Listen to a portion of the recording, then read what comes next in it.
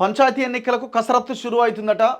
August 2వ తేదీ 3వ తేదీల్లో ఓటరు జాబితాపైన డేటా ఎంట్రీ ఆపరేటర్లకు శిక్షణ ఇస్తారట. పంచాయతీ ఎన్నికల నిర్వహణ కోసం అవసరమైన ప్రాథమిక కసరత్తును రాష్ట్ర ఎన్నికల సంఘం శనివారం ప్రారంభించింది. రాష్ట్రంలోని 12,769 గ్రామ పంచాయతీలకు సంబంధించిన ఓటరు జాబితాను సిద్ధం చేయడం పైన ఆగస్టు 2, ఆగస్టు 3 తేదీల్లో జిల్లాల వారీగా డేటా ఎంట్రీ ఆపరేటర్లకు హైదరాబాద్లోని ఎంసీఆర్ హెచ్ఆర్డీలో శిక్షణ ఇవ్వాలని నిర్ణయించిందట. ఇందుకు గాను ఒక్కో జిల్లా నుంచి 5 ఆపరేటర్ల పేర్లతో జాబితాను ఈ నెల 31వ తేదీలోపు మెయిల్ ద్వారా పంపాలని కలెక్టర్లకు సూచిస్తూ రాష్ట్ర ఎన్నికల సంఘం కార్యదర్శి అశోక్ కుమార్ సర్క్యులర్ జారీ చేశారు. అసెంబ్లీ నియోజకవర్గాల వారీగా సిద్ధం చేసిన ఓటర్ల జాబితాను తీసుకొని అందులోని వివరాల ఆధారంగా త్వరలోనే గ్రామ పంచాయతీలు వాటి పరిధిలో వార్డుల వారీగా ఓటరు జాబితా సిద్ధం చేయాల్సి ఉందని వెల్లడించారు.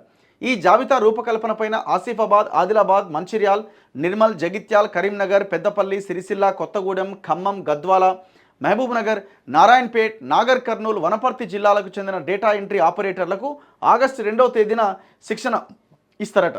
ఇక మెదక్, సంగారెడ్డి, సిద్దిపేట, నల్గొండ, సూర్యాపేట, యాదాద్రి భువనగిరి, కామారెడ్డి, నిజామాబాద్, మేడ్చల్ మల్కాజ్గిరి, రంగారెడ్డి, వికారాబాద్, జనగామ, భూపాలపల్లి, ములుగు, మహబాద్, వరంగల్ అర్బన్, రూరల్ జిల్లాల ఆపరేటర్లకు 3వ తేదీన శిక్షణ ఉంటుందని ఆ సర్క్యులర్లో పేర్కొన్నారట.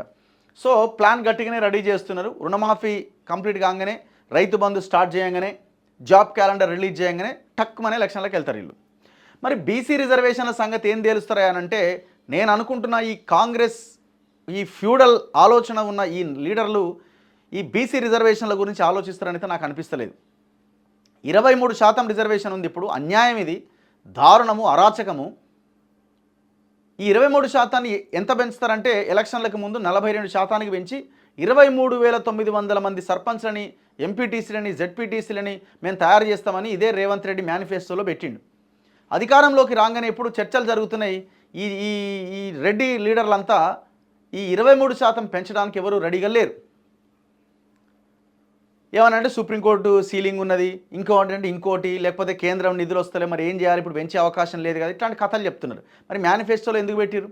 అందుకే మేమేం డిమాండ్ చేస్తున్నాం అంటే, మీరు చేయడం ఇబ్బంది అనిపిస్తున్నది కదా, చలో కాంగ్రెస్ పార్టీ జనరల్ స్థానాల్లో బీసీలకు టికెట్లు ఇవ్వండి. 12,000 గ్రామ పంచాయతీల్లో సర్పంచులు పార్టీ సింబల్ మీద పోటీ చేయరు, ఓకే.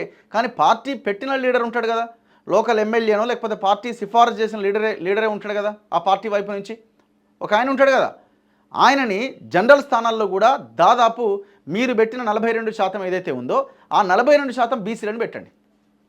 దమ్ముందా కనీసం అదన్నా? వీళ్ళు చెయ్యరు. కాబట్టి దయచేసి బీసీలుగా ఉన్న వాళ్ళు ఎవరైతే, బలంగా ఉన్న లీడర్లు ఎవరైతే ఉన్నారో గ్రామాల్లో, ఈసారి పోటీలో నిలబడండి. అందరూ అనుకుని ఒక వ్యక్తిని పెట్టండి. దయచేసి ఈ ప్రయత్నం జరగాల్సిన అవసరం ఉన్నది. సో సెప్టెంబర్, అక్టోబర్, నవంబర్లో ఈ ఎలక్షన్స్ ఉండే అవకాశం కనబడుతున్నది.